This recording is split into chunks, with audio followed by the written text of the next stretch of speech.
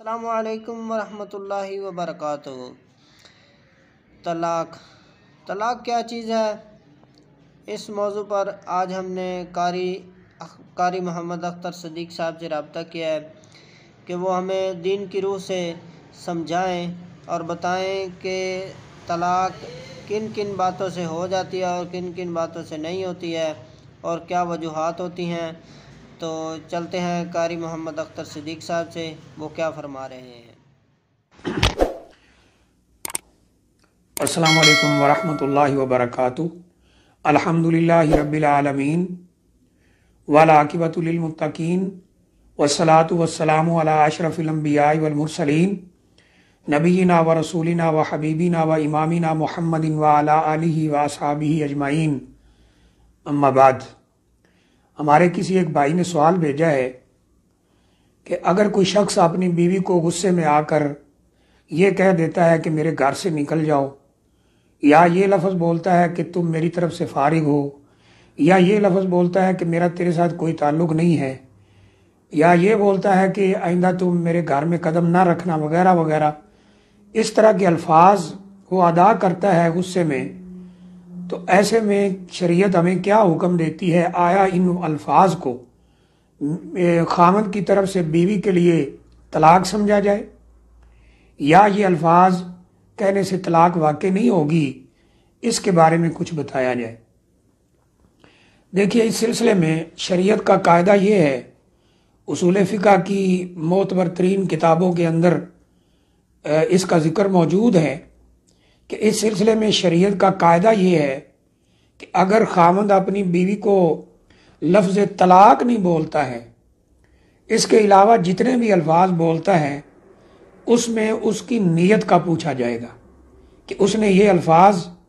اپنی بیوی کے لیے کس نیت سے استعمال کیے ہیں، یعنی اس نے جب یہ لفظ بولے ہیں تو اس کی نیت کیا تھی۔ اب اس سلسلے میں نیت کی دو قسمیں ہو سکتی ہیں۔ نمبر ایک، اس نے صرف اپنی بیوی کو ڈرانے دھمکانے کے لیے یہ لفظ بولے، مثلا وہ کسی کام سے بیوی کو منع کرتا ہے لیکن وہ کرنے کے لیے تیار نہیں، یا وہ کسی کام کا حکم دیتا ہے، بیوی اس کو غور ہی نہیں کرتی، یا وہ کسی کام سے منع کر رہا ہے لیکن بیوی اسے بار بار کر رہی ہے، تو وہ صرف اسے ڈرانے کے لیے دھمکانے کے لیے کہ ایسے الفاظ سن کر اور میری طرف سے یہ دھمکی اور سرزنش سن کر یہ اپنے کام سے باز آ جائے گی، اپنی ضد چھوڑ دے گی اور جو کام میں اسے کہہ رہا ہوں وہ کرنا شروع کر دے گی، تو ایسی صورت کے اندر اگر اس کی نیت یہ تھی بیوی کو ڈرانا اور دھمکانا، یہ پہلی قسم کی جو نیت کی یہاں بنتی اس سچویشن میں، تو پھر طلاق واقع نہیں ہوگی۔ اگر صرف ڈرانے دھمکانے کے لیے، کسی کام سے روکنے کے لیے اس نے بیوی کے سامنے یہ لفظ بولے ہیں اپنی بیوی کے لیے، تو تب طلاق واقع نہیں ہوگی۔ دوسری قسم یہ بنتی ہے کہ اس نے یہ الفاظ اپنی بیوی کو فارغ کرنے کے لیے یعنی طلاق دینے کے لیے بولے، تو اس کی نیت میں اگر یہ تھا کہ وہ اب مثلا بیوی کو کہہ رہا ہے میرے گھر سے نکل جاؤ، یا تم میری طرف سے فارغ ہو، اپنے ماں باپ کے گھر چلی جاؤ، اور اس کی نیت یہ تھی کہ میں اس کو یہ بطور طلاق کہہ رہا ہوں، تو پھر طلاق واقع ہو جائے گی۔ یہ طلاق کے علاوہ جتنے الفاظ ہیں ان کے بارے میں قاعدہ اور قانون ہے، لیکن جہاں لفظ طلاق بولا جائے گا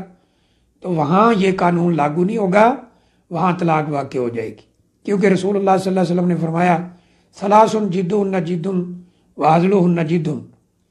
تین کام ایسے ہیں، ابو داؤد وغیرہ کے اندر یہ روایت موجود ہے کہ تین کام ایسے ہیں کہ اگر وہ سنجیدگی سے کیے جائیں پھر بھی واقع ہو جاتے ہیں، مذاق سے کیے جائیں پھر بھی واقع ہو جاتے ہیں، اور وہ تین کام فرمایا النکاح والطلاق والرجوع، نکاح، طلاق اور رجوع یہ واقع ہو جائیں گے۔ مثلا کسی آدمی کا نکاح ہو رہا ہے اور وہ قبول ہے کہہ دیتا ہے، بعد میں کہتا ہے میں نے تو مذاق کیا تھا، تو یہ مذاق نہیں چلے گا، یہ نکاح واقع ہو جائے گا۔ یہی معاملہ طلاق کا ہے، یہی معاملہ طلاق کے بعد رجوع کا ہے۔ تو بہرحال جو سوال کیا گیا ہے اس کا جواب یہی ہے کہ اگر یہ لفظ طلاق کی نیت سے اس نے کہہ دیے ہیں تو پھر طلاق واقع ہو جائے گی، اور اگر بیوی کو ڈرانے دھمکانے کے لیے، کسی کام سے روکنے کے لیے یا کوئی کام کروانے کے لیے بطور دھمکی، بطور سرزنش ڈرانے کے لیے کہے ہیں تو پھر طلاق واقع نہیں ہوگی۔ واللہ اعلم بالصواب۔ السلام علیکم ورحمۃ اللہ۔